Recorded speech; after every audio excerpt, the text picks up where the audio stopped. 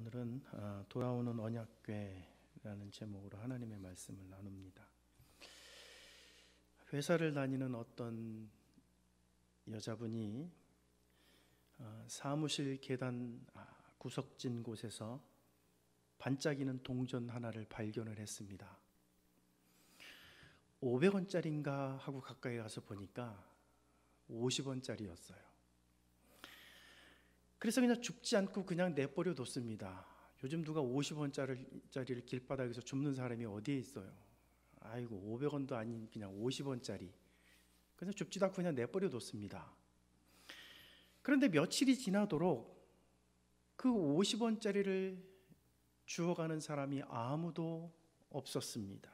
그 50원짜리는 항상 그 계단 구석진 곳에서 반짝이고 있었습니다. 이분이 어느 날 퇴근 후에 이 제과점에 들려서 빵집에 들려서 아이들에게 줄 빵을 골랐어요. 계산해 보니까 딱 10,000원어치입니다. 마침 지갑에 10,000원짜리 한 장이 있어서 계산을 하려고 돈을 내밀자 빵집 주인이 이렇게 말합니다. 봉투값 50원입니다. 그래서 이분이 뭐라 그랬냐면 동전이 없어서 그러는데요. 요즘 동전 갖고 다니는 사람도 없잖아요. 동전 없어서 그랬는데 그냥 봉투 주면 안 됩니까? 근데 이 빵집 주인이요. 그 50원 그냥 줘도 되잖아요, 사실은. 그런데 안 됩니다. 이젠 봉투를 무상으로 드릴 수 없습니다. 하고 단박에 거절을 했습니다.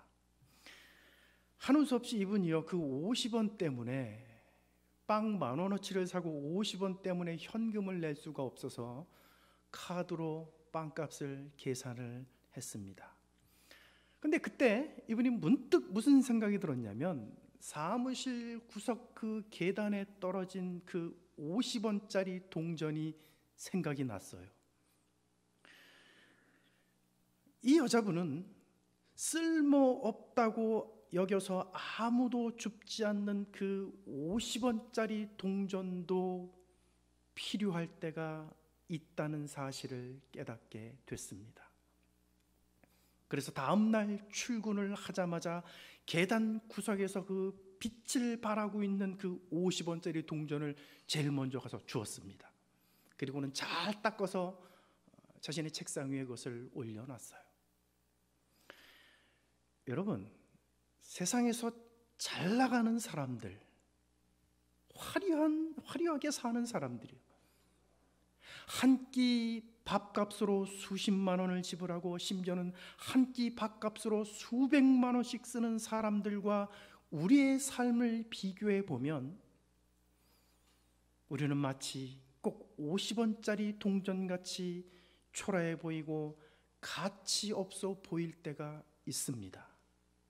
저 사람들은 저렇게 사는데 나는 왜 맨날 사는 게 이 모양 이 꼴이냐. 여러분 그렇게 말할 때 한 번이라도 있지 않았습니까? 없으셨어요? 저만 있었나요? 네? 그런 사람들을 보면 왜 내 인생은 이거밖에 안 될까? 저 사람들은 저렇게 사는데 왜 나는 이렇게밖에 살지 못할까?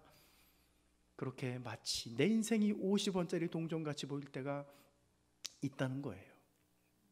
그러나 여러분, 쓸모없다고 생각한 그 50원짜리 동전이 꼭 필요한 순간이 있듯이 세상이 우리를 꼭 필요로 할 때가 있고 우리가 없으면 안 되는 일이 있습니다. 오늘 내가 없으면 안 되는 일이 있어요. 여러분 성경에 보면 하나님은 세상에서 미련하고 약하고 천하고 멸시받는 것 그리고 없는 것들을 택하셔서 그들을 사용하신다고 말씀하고 있습니다. 그러므로 여러분 우리는 자긍심을 잃지 말고 당당히 살아가는 그리스도인들이 되시기를 주님의 이름으로 축원합니다. 여러분 내가 필요로 할 때가 있는 거예요. 그렇게 초라해 보이는 우리의 삶 같지만 어떨 때는 마치 50원짜리 동전 같은 그런 무가치한 삶 같지만 그럼에도 불구하고 나를 필요로 할 때가 있어요. 내가 없으면 안 되는 일이 있는 겁니다. 여러분, 오늘 본문에 보시면 하나님의 언약궤가 블레셋 땅에서 다시 이스라엘로 돌아오는 과정에 대한 이야기가 오늘 본문에 나와요. 하나님의 언약궤를 빼앗겼죠.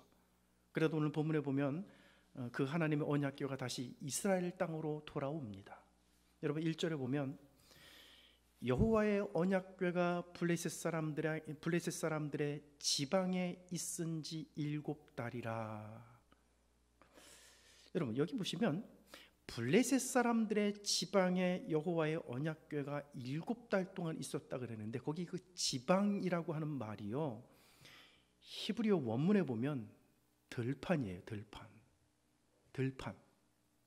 그러니까 하나님의 언약궤가 블레셋의 어느 인적 없는 들판에서 7개월 동안 방치된 채로 있었다는 것입니다.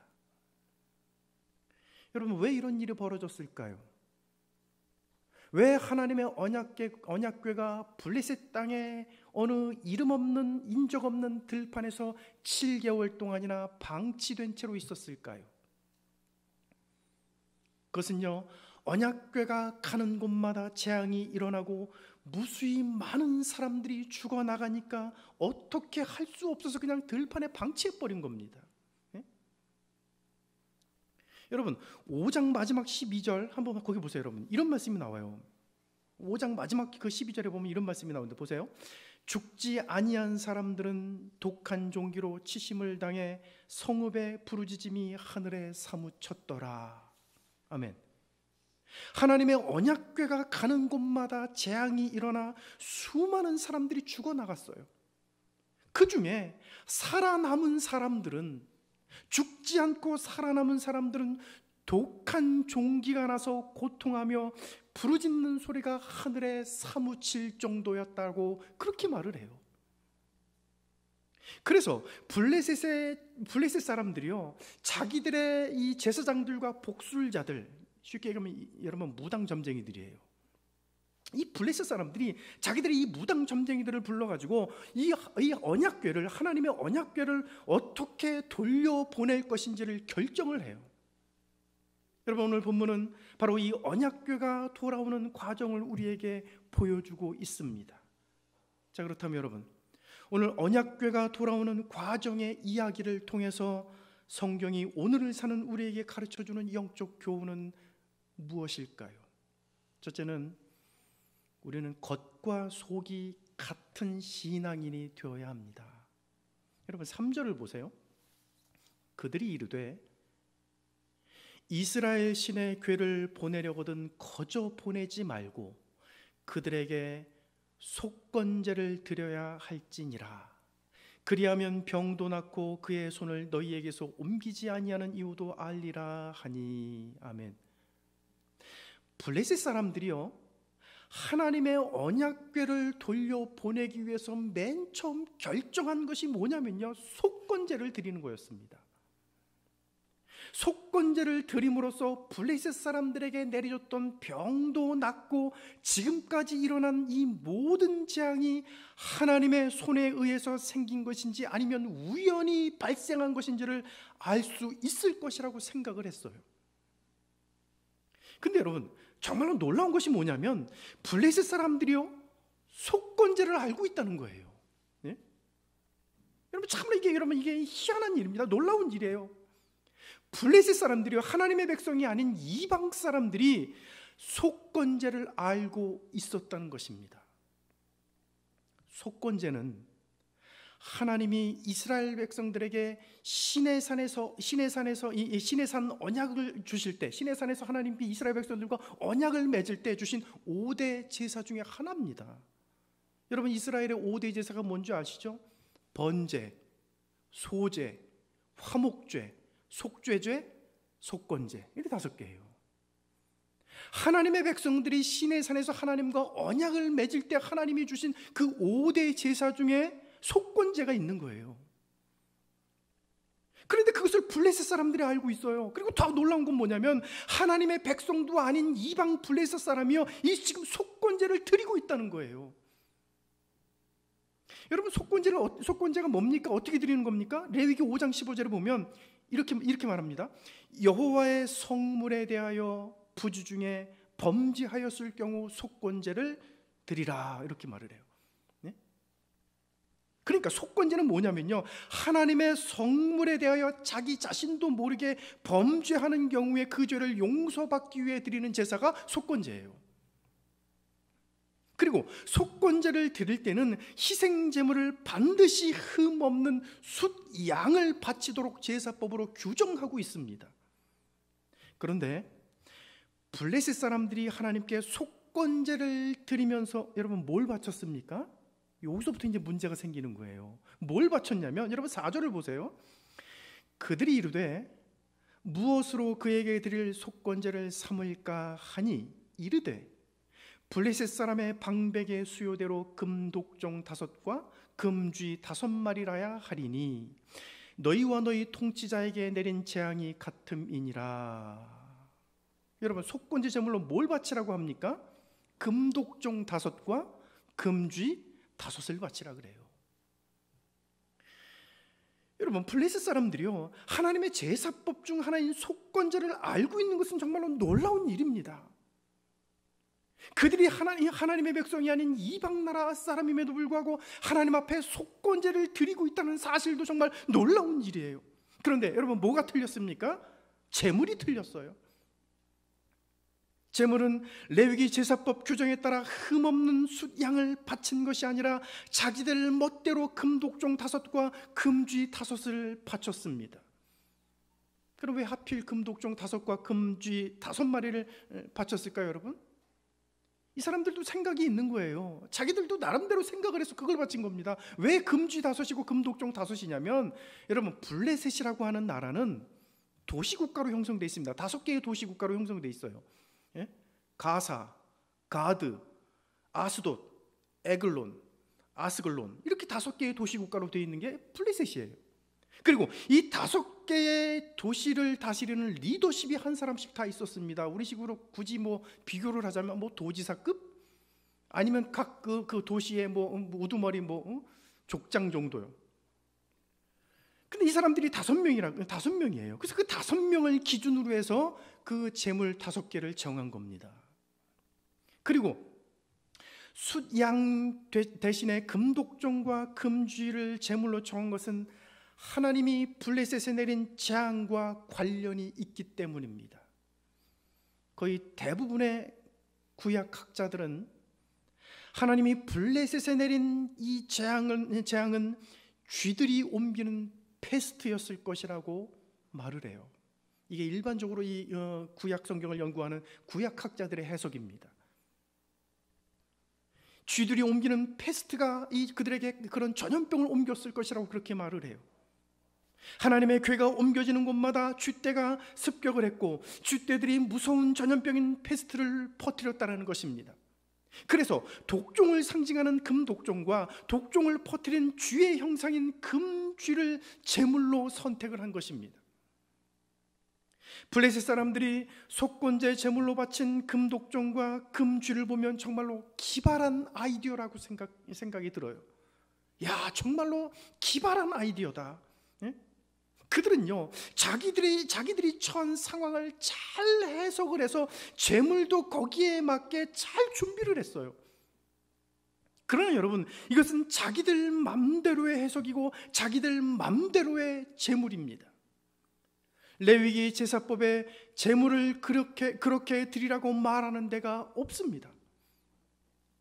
하나님이 이스라엘 백성들에게 주신 그 제사법에 또 이 제사 제도를 주면서 제물을 그런 식으로 드리라고 말한 곳은 아무데도 없습니다. 여러분, 블레셋 사람들의 문제가 뭘까요?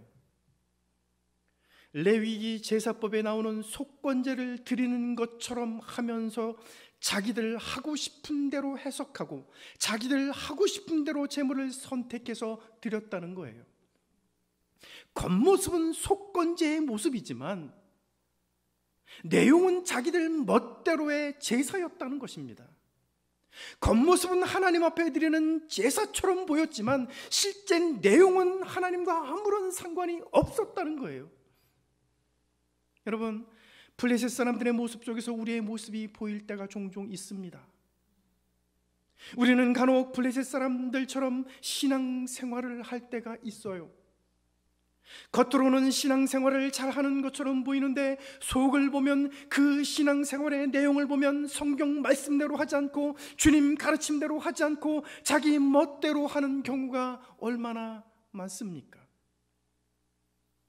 겉모습은 신앙이라고 하는 이름으로 그럴싸하게 포장을 해놓았는데 하는 행동을 보면 자기 멋대로 해석하고 자기 멋대로 결론을 내리며 자기 멋대로 하고 싶은 대로 다 합니다. 말이며 행동이며 다 자기 중심이고 자기 멋대로 해요. 여러분, 이런 사람들이 오늘 블레셋 사람들하고 뭐가 다를까요? 참된 신앙인은 겉만 번지르르한 사람들이 아닙니다. 겉모습을 보면 주일날 폼나는 옷을 입고 예배당에 고고한 척 앉아 있을지는 몰라요. 그렇게 보일지 모릅니다. 매주일 예배에 빠짐없이 참석하고 성경도 들고 다니며 심지어는 교회에서 그럴싸한 직분도 가지고 있을지 모릅니다. 그런데 내용을 보면 하나님과 상관없을 때가 많아요. 자기 멋대로입니다. 성경의 가르침, 주님의 가르침이 아닌 자기 멋대로 말하고 자기 멋대로 행동하면서 그것이 신앙인 줄로 착각하는 사람들이 종종 있습니다. 오늘 우리는 이런 착각과 영적 무지에서 벗어나야 합니다. 겉만 번지르르한 신앙인이 아니라 우리의 말과 행동이 주님의 가르침을 따르는 참된 신앙인이 되어야 할 것입니다. 두 번째로, 하나님이 일하시는 것을 보는 영적인 안목이 우리에게 있어야 됩니다. 7절과 8절을 보세요. 그러므로 새 수레를 하나 만들고 멍에를 메어보지 아니한 젖나는 소 2마리를 끌어다가 소의 수레를 메우고 그 송아지들은 떼어 집으로 돌려보내고 여호와의 궤를 가져다가 수레에 싣고 속건제로 드릴 금으로 만든 물건들은 상자에 담아 궤 곁에 두고 그것을 보내어 가게 하고. 아멘.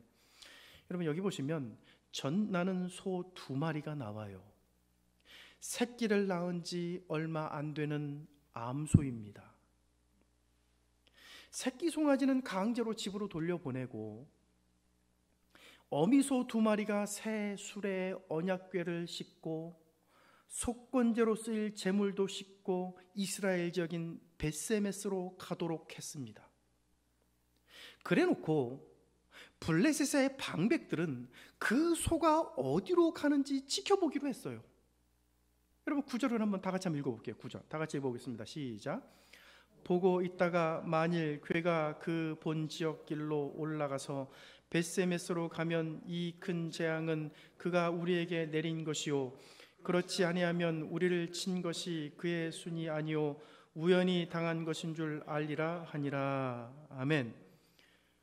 만약 언약궤를 싣고 가는 이 소가 벳세메스 지역으로 곧장 가면 지금까지 일어났던 모든 재앙은 하나님이 내리신 것이 맞고, 만약 그렇지 않으면 지금까지의 모든 재앙은 그저 우연히 일어난 것으로 알겠다는 계산이었습니다. 그럼 여러분, 그것을 알아보기 위해 선택한 것이 왜 젖나는 암소였을까요? 이 재앙이 하나님으로부터 온 건지 아니면 그저 우연히 일어난 건지 그걸 지금 알아보려고 지금 시험을 하고 있는 거거든요. 그런데 뭘 갖고 시험을 하냐면 젖나는 소 2마리예요.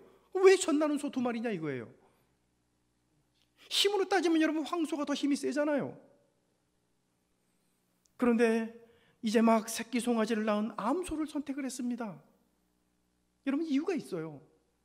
새끼를 낳은 대부분의 동물들은 자기 새끼를 지키고 보호하려고 하는 이 본능이 매우 강해요. 어떤 경우에는 이 위협을 느낀다고 생각하면 여러분, 사람도 공격을 합니다. 여러분, 제가 얼마 전에 이 TV에서 재미있는 뉴스 기사를 하나 봤는데요.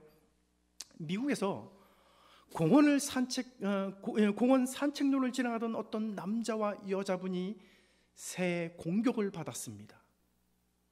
새가 산책로를 따라 운동을 하면서 막 뛰어가는 어떤 남자분의 이 뒤통수를 그냥 뒤에서 날라와가지고 뒤통수를 막 치고 가는 거예요. 그리고 조금 있다가 같은 곳을 뛰어가는 어떤 여자분이 있었는데 그 여자분에게도 똑같이 뒤에서 날라와가지고 이 뒤통수를 공격을 하는 겁니다. 그래서 왜 새가 이렇게 지나가는 사람들을 공격을 할까 하고 알고 보니까 그 산책로 바로 옆 나무 위에 새 이 둥지가 있었는데 거기에 알을 깠는데요. 거기서 알에서 이 새끼가 부화를 한 거예요. 이 새가 자기 이 새끼를 보호하려고 본능적으로 그곳으로 뛰어가는 사람을 공격을 한 겁니다. 여러분, 제가 어릴 때요, 동네에서 참 개를 기르는 사람들이 굉장히 많았습니다. 지금은 반려견이라 그래가지고 집에서 키우는 사람들이 굉장히 많은데요, 옛날에는 다 바깥에서만 키웠잖아요.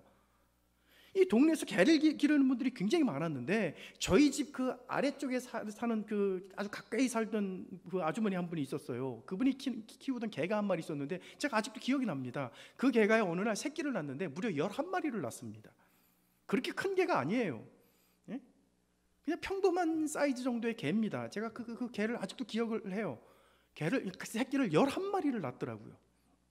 그런데 새끼를 11마리를 낳는데요, 그 아주머니께서, 그 개의 주인인 그 아주머니께서 11마리 다 키울 수 없다 그래가지고 새끼 중에 몇 마리를 갖다 땅에다 그냥 묻어버렸어요. 산채로요. 사실은 굉장히 못된 악한 짓이죠. 이 11마리를 다 키울 수 없으면 그 몇 마리 그냥 동네 사람들한테 그냥 주면 되잖아요, 키우라고. 그거는 싫고, 그 몇 마리를 그냥 이 땅을 파가지고 산채를 새끼 몇 마리를 땅속에서 그냥 확 묻어버렸어요. 그리고 집으로 왔는데 조금 있다가 보니까 그 새끼가 다 집에 와 있는 거예요. 어떻게 됐나 보니까 그 어미가 가가지고 다 파가지고 새끼를 다 물어왔어요. 그래서 그 주인이요, 그 아주머니가 또 땅을 파가지고 그 새끼를 또 한 번 묻었거든요. 근데 또 어미가 또 물어오더래요, 그거를요. 여러분, 이게 뭐냐면요, 새끼를 가진 동물의 본능이라는 거예요.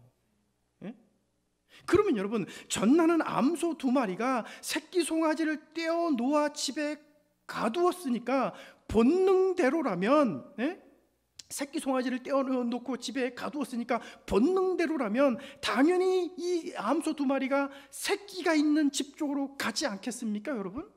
본능대로라면 그렇겠죠. 자기 새끼 있는 쪽으로 가야 되겠죠. 그런데 이 소들이 언약궤를 싣고 어디로 갑니까, 여러분? 여러분 12절을 보세요. 암소가 벳세메스 길로 바로 행하여 대로로 가며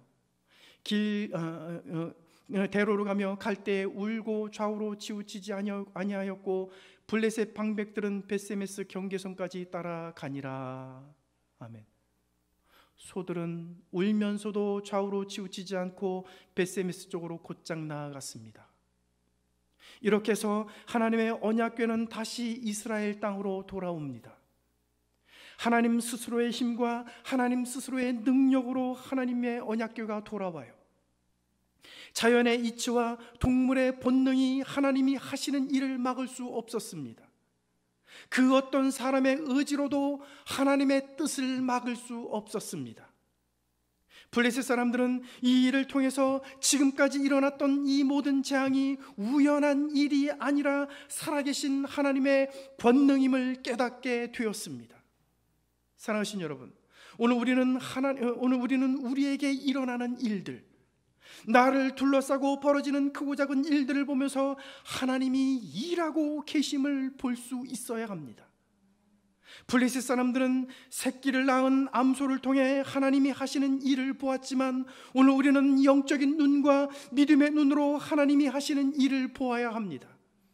오늘 저와 여러분들에게 하나님이 하나님의 일하심을 볼 수 있는 영적인 안목이 있기를 주님의 이름으로 축원합니다. 세 번째로요, 하나님을 가벼이 여겨서는 안 됩니다. 19절을 한번 보세요. 19절 다 같이 한번 읽어볼게요. 19절 시작. 벳세메스 사람들이 여호와의 궤를 들여다 본 까닭에 그들을 치사 5만 70명을 죽이신지라. 여호와께서 백성을 쳐서 크게 살육하셨으므로 백성이 슬피 울었더라. 아멘. 하나님의 언약궤가 벳세메스로 돌아왔을 때 사람들은 너무나 기뻐했습니다. 그런데 거기서 반전이 일어나요. 하나님의 언약궤가 벳세메스로 돌아왔을 때 사람들은 너무나 기뻐했지만 거기서 놀라운 반전이 일어납니다. 벳세메스 사람들이 언약궤 안을 들여다본 것 때문에 무려 5만 70명이 하나님의 진노로 죽임을 당하는 비극적인 일이 벌어졌습니다. 그런데 여러분, 여기서 죽임을 당한 사람들의 숫자의 표시가 특이해요. 여러분 본문에 보시면 5만이라는 숫자가 어떻게 표기되어 있습니까? 오늘 여러분 성경에 5만 가로로 이렇게 쳐놨죠, 그렇죠? 예? 가로 쳐놓고 5만이라고 그렇게 표시를 했어요. 왜 이런 표시를 했냐면 히브리어 사본의 문제예요. 히브리어 사본의 문제. 이게 무슨 얘기냐면 많은 히브리어 사본에는 5만 70명으로 되어 있습니다. 그런데 일부 사본에만 70명으로 되어 있어요. 그럼 여러분, 많은 사본에는 5만 70명이고 일부에만 70명으로 되어 있으면 어느 쪽이 더 맞는 것 같아요? 5만 70명이 맞는 것 같아요. 대부분 많은 이 히브리어 사본이 그렇게 되어 있으니까, 그리고 일부에만 70명으로 되어 있으니까 그래도 5만 70명이라도 이게 맞나 보다, 맞는 것 같아요. 그런데 구약학자들은, 이 본문을 해석하고 있는 구약학자들 대부분은 5만 명은 잘못된 표기라고 얘기를 합니다. 5만 명은 잘못된 표기고 70명이 맞다고 봐요. 왜냐하면 여러분, 하나님의 언약궤의 크기가 얼마나 큰지 아십니까? 하나님의 언약궤는요 2규빗 반입니다. 2규빗 반이라는 얘기는 헷갈리죠 여러분. 한 규빗이 얼마인지 헷갈리죠. 45.5cm를 얘기해요 보통. 그럼 45.5cm가 정확한 거냐? 통상적으로 여러분 이 손끝에서 요 팔꿈치까지, 여기까지를 한 규빗이라고 보는 거예요. 요걸 갖다 그냥 45.5cm라고 대충 얘기를 하는 거예요. 그래서요. 네? 한 규빗이 뭔지 모르겠다 그러면 항상 이걸 기억하세요. 이 손끝에서부터 이 팔꿈치까지가 한 규빗입니다. 2규빗 반, 45.5cm를 기준으로 해서 2규빗 반이면요 112.5cm예요. 1m하고 12.5cm. 1m하고 조금 더 큰 거예요. 예? 하나님의 언약궤가 그렇게 크지 않습니다. 굉장히 작아요. 그런데 여러분, 이렇게 작은 언약궤 안을 5만 명이 한꺼번에 들여다보는 것은 불가능합니다. 그 조그만 언약궤를 여러분 어떻게 5만 명이 다 들여다볼 수 있습니까? 그래서 구약학자들은요 그 5만 명이 아니다 70명이라고 보는 거예요. 그 조그만 언약궤를 이 5만 명이 다 볼 수 없기 때문에.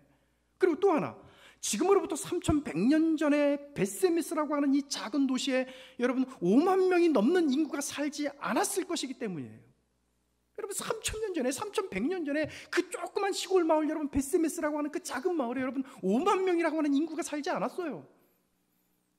그래서 구약학자들은 5만 명보다는 70명이 맞을 것이다.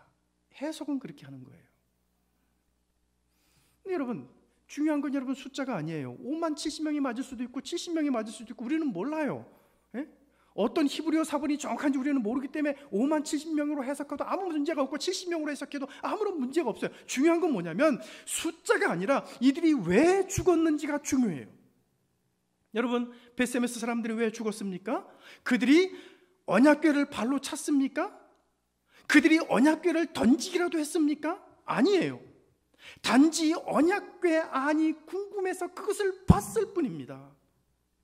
그런데 하나님은 그들을 용서하지 않았어요. 한꺼번에 70명을 죽이셨습니다. 그렇다면 여러분, 하나님의 언약궤를 들여다본 것이 왜 목숨을 잃을 만큼 큰 문제가 되는 것일까요? 네? 궁금해서 그냥 본 거예요. 근데 왜 여러분 그것이 목숨을 잃을 만큼 큰 문제가 되느냐 이거예요. 여러분 언약궤는요 하나님의 임재의 상징입니다.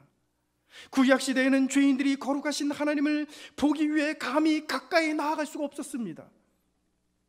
출애굽기 24장에 보면 모세가 율법을 받기 위해 시내산에 올라갈 때 오직 모세만이 시내산에 오르는 것을 허용했습니다. 다른 사람들, 다시 말하면 이스라엘의 장로들과 지도자들은 절대로 가까이 하지 못하게 했어요.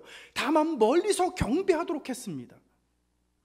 출애굽기 24장 11절에 보면 이런 말씀이 나와요. 하나님이 이스라엘 자손들의 존귀한 자들에게 손을 대지 아니하셨고 그들은 하나님을 뵙고 먹고 마셨더라. 멀리서 경배하고 하나님께 가까이 나오지 않는 한 하나님은 그들에게 손을 대지 않았습니다. 먹고 마시는 평안을 누리게 하셨어요. 그런데 벳세메스 사람들이 하나님의 임재의 상징인 언약궤에 가까이 가서 그 안을 들여다본 것입니다. 그래서 언약궤 안을 들여다본 사람 70명이 죽임을 당한 거예요. 여러분, 여기서 한 가지 궁금한 것이 있어요. 왜 성경 기자는, 이 사무엘서를 기록한 성경 기자는 벳세메스 사람들의 행위와 죽음의 이야기를 기록했을까요? 사무엘서의 저자는 무엇을 말하고 싶어서, 도대체 뭘 얘기하고 싶어서 이들의 죽음에 대한 이야기를 구체적으로 지금 설명하고 있는 것입니까? 그것은요, 당시 벳세메스 사람들, 그리고 그 시대의 사람들이 거룩하신 하나님의 위엄과 영광을 우습게 여겼다는 것을 고발하기 위해서입니다. 하나님을 얼마나 우습게 여기고 하나님을 얼마나 가볍게 여겼으면 절대로 가까이 가서는 안 되는 하나님의 언약궤의 뚜껑을 열고 그 안을 들여다봤겠습니까? 여러분, 한번 생각해 보세요.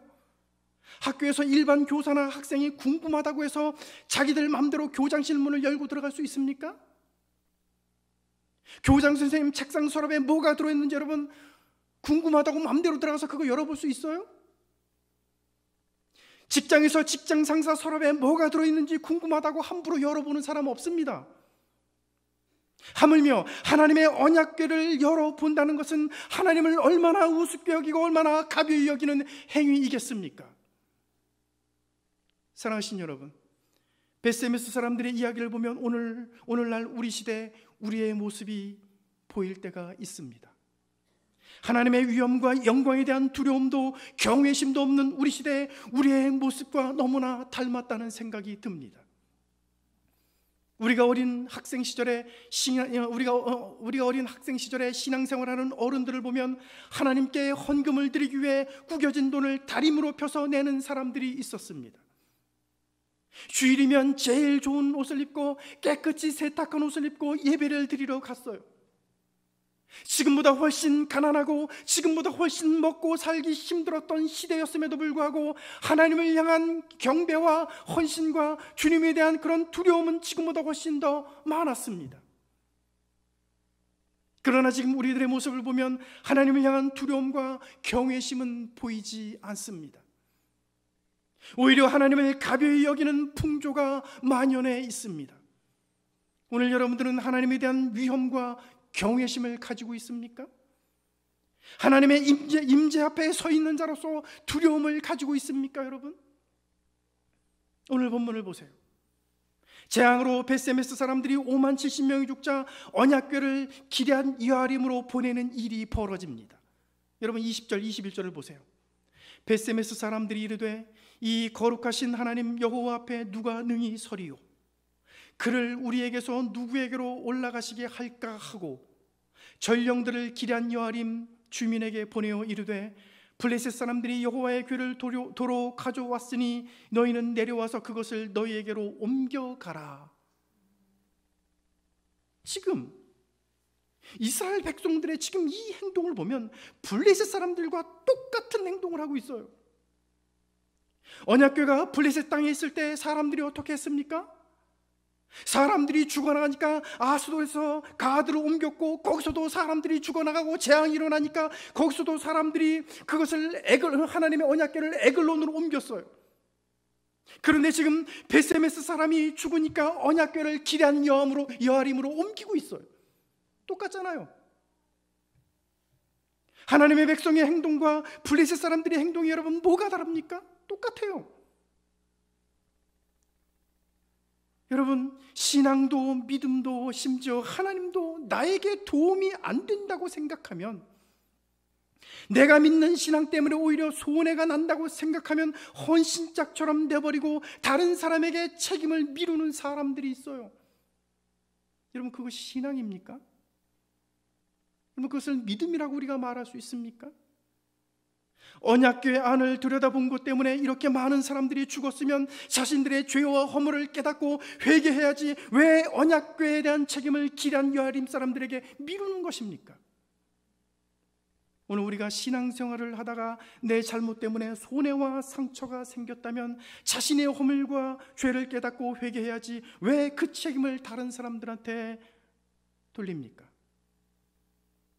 우리는 이런 잘못된 신앙을 답습하지 말아야 합니다. 하나님을 가벼이 여기는 신앙도 버려야 합니다. 오늘 저와 여러분들은 하나님을 경외하고 두려운 마음으로 섬기는 성도들이 다 되시기를 주님의 이름으로 축원합니다. 기도하겠습니다.